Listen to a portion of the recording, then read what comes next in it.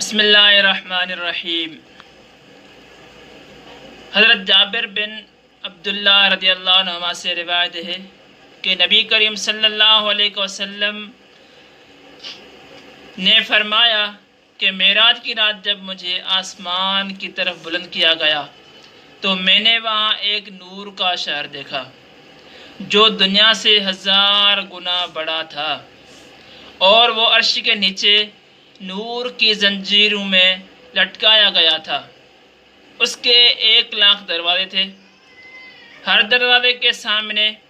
اللہ کی رحمت سے آراستہ ایک باغ تھا، اور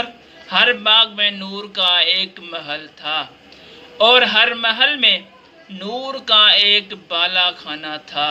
ہر بالا خانہ میں نور کا ایک حجرہ تھا،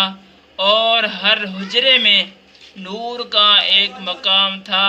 ہر مقام کے اوپر نور کا ایک کمرہ تھا، ہر کمرے کے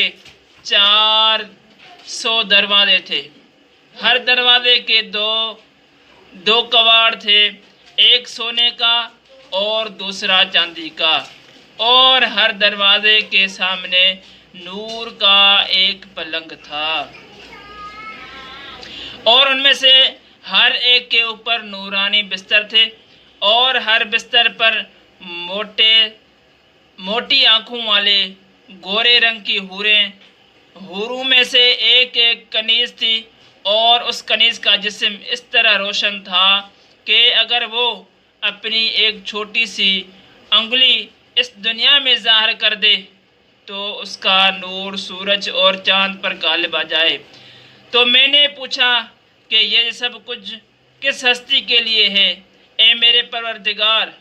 کیا یہ کسی نبی کے اعزاز کے لیے ہے یا کسی صدیق کو عطا کرنے کے لیے ہے؟ تو اللہ تعالیٰ نے ارشاد فرمایا،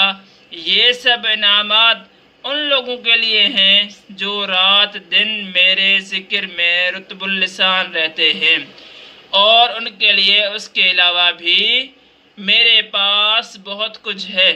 اور میں انہیں اس سے بھی بہت زیادہ عطا کروں گا۔ تو میرے سامعین و ناظرین کرام، ہمیں بھی اللہ تبارک و تعالیٰ کا ذکر کرنا چاہیے اور انہیں راضی کرنے کی کوشش کرنی چاہیے۔ تو اگر ہم اس دنیا میں